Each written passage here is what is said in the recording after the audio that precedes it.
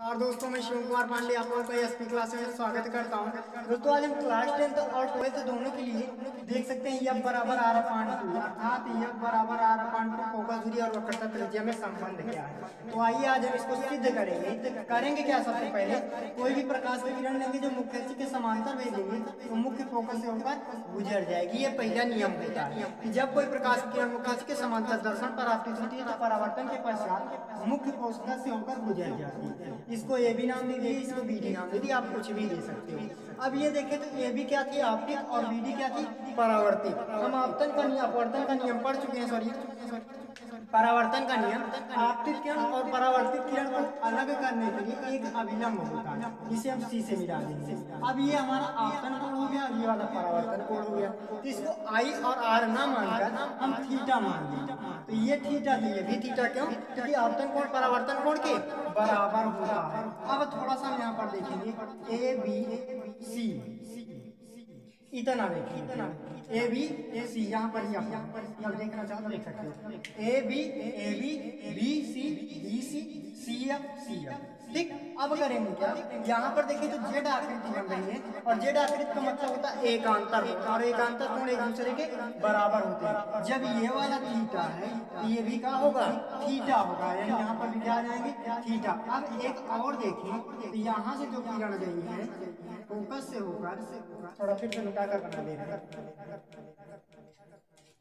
ये और एक ऐसे आया और ये ऐसे गई, यानी यहाँ पर सी है, यहाँ पर एफ है, ये थीटा और ये भी थीटा हुआ। अब ये देखो एकांतर, शायद ये दोनों को अगर मिला दिया जाए तो इसका एकांतर हो जाएगा, क्योंकि यहाँ पर बी है और यहाँ पर ए है। इन दोनों कोणों को अगर मिला दिया जाए आपतन कोण और परावर्तन कोण को, ये पूरा थीटा कितने हो जाएंगे थीटा, यानी इसका कितना माना गया थीटा। अब आगे आइए देखते हैं क्या करते हैं। थोड़ा सा कुछ नहीं करना, यहीं से जहाँ पर आपतन बिंदु और जहाँ पर आपतित किरण गिरती या पड़ती है उसे कौन आपतन बिंदु कहते हैं। यहाँ से हम एक लंब लेंगे जिसको यह नाम दे देंगे। अब कुछ नहीं करना, जितनी प्रक्रिया इसमें करेंगे उसी को थोड़ा सा लिख लेंगे कि माना कोई प्रकाश की किरण ए भी मुख्य अक्ष के समांतर अवतल दर्पण पर आपतित होती है तथा परावर्तित किरण बी डी परावर्तन के पश्चात मुख्य फोकस से होकर गुजर जाती है। उसके बाद क्या करेंगे, माना आपतित किरण उपाक्षीय का मतलब बहुत पास से ये गई होती, अगर एकदम यहाँ से गई होती तो ये यन यहाँ पर आया है, अगर इस पर आभास कीजिए यहाँ से जाता तो शायद ये यहाँ पर आकर मिलती, तो यन हमारा यहाँ पर आता है, तो यानी उपाक्षीय है। इस स्थिति में क्या होता है, माना आपतित किरण उपाक्षीय है, इस स्थिति में कोण थीटा का मान अल्प हो जाता है, यानी छोटा हो जाता है। और जो ये यन बिंदु है ये कहाँ पर पहुंच जाएगा, पी बिंदु को पहुंच जाएगा, या हम कह सकते हैं यन बराबर पी है, यन पी पर ही है। तो थोड़ा सा अब आगे हम देखते हैं क्या, पी एफ बराबर क्या हो जाएगा, तो माइनस एफ हो जाएगा। कैसे होगा, तो दर्पण के ध्रुव तथा मुख्य फोकस के बीच की दूरी को फोकस दूरी कहते हैं, और पी सी बराबर क्या हो जाएगा, तो माइनस हो जाएगा। ऐसा क्यों होगा, क्योंकि दर्पण के ध्रुव तथा वक्रता के इनके बीच की दूरी को वक्रता त्रिज्या यानी आर कहते हैं। अब यहाँ पर हम थोड़ा सा त्रिभुज ले लेंगे, जैसे पहला ले लिए BCN में हम tan थीटा। आइए देखते हैं, तो tan थीटा बराबर होता क्या है, तो लंब बटे आधार होता है, इसको हम जानते हैं। अब थोड़ा सा हम करेंगे क्या, त्रिभुज में tan थीटा का मान निकालेंगे। tan थीटा बराबर देखें तो इसमें त्रिभुज क्या लिए BCN, थोड़ा सा यहाँ पर बना लें BCN, इसका मान थीटा के ठीक सामने क्या होता है लंब, यानी क्या दिया है BN, लंब क्या हो गया BN, और लंब के ठीक सामने कर्ण होता है, जो बचा वो क्या हो गया आधार यानी सी। अल्प कोणों के लिए क्या होगा, tan sin cos tan cos सेक में से हम किसी को छोड़ भी सकते हैं और जरूरत है तो ले भी सकते हैं। तो यहाँ पर हम छोड़ेंगे थीटा बराबर ले लेंगे BN अपान CN, और इसी को हम मान लेंगे समीकरण नंबर।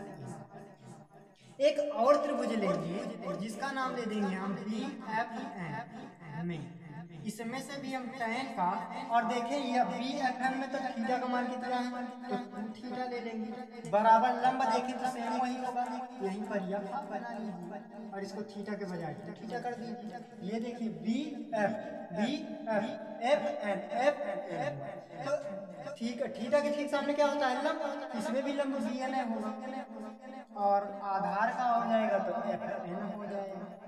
अब करना क्या है, अल्प कोणों के लिए, अल्प कोणों के लिए तो क्या हो जाएगा, 2 थीटा बराबर B N upon F N. इसको मान लेंगे हम समीकरण नंबर 2। नीचे आपको दिखाई नहीं दे रहा होगा, चलिए दिखाई देगा। आइए देखिए अब करेंगे क्या, समीकरण 1 से थीटा का मान समीकरण 2 में रखने पर, यहाँ पर लिख लो रखने पर, तो यहाँ पर बना देते हैं, शायद आपको दिखाई ना दे कैमरा में। आइए देखते हैं यहाँ पर, तो देखिए 2 है, थीटा है तो थीटा का मान हमको मिला हुआ है, क्या मिला है, बी एन अपान सी एन, क्या मिला हुआ है, बी एन अपान सी एन। यहाँ पर बड़े लगा दे रहे हैं, ये देखिए 2 था तो 2 लिखे, थीटा थीटा का मान था बी एन अपान सी एन, बराबर क्या है, बी एन अपान बी एन से बी एन तो 2 सी एन बराबर 1 अपान एफ एन बचा। अब हम जानते हैं एन बराबर क्या हो सकता है, पी, यानी एन की जगह पर हम क्या लिख सकते हैं, पी, तो जहां जहां एन है वहां वहां पी बना दे रहे हैं, ये सी पी, ये एफ। अब हम फिर से जानते हैं कि सी पी बराबर कितना होता है -8 और सी एफ बराबर यानी एफ सी बराबर कुछ भी कह सकते हैं, एफ पी बराबर माइनस, ये बड़े लेटर का एफ है, ठीक। तो होगा क्या, सी पी की जगह हम रख देंगे -8 और एफ पी की जगह रख देंगे माइनस का, माइनस से माइनस कट गया, एफ का गुणा जब में होगा तो 2f बराबर आर करना आर, यानी ये हमारा सिद्ध हो गया। अब ये टुकड़े में उस तरफ जाएगा तो आगे में चला जाएगा, यानी बटे में चला जाएगा, तो चाहे 2f बराबर आर और चाहे f बराबर आर अपान 2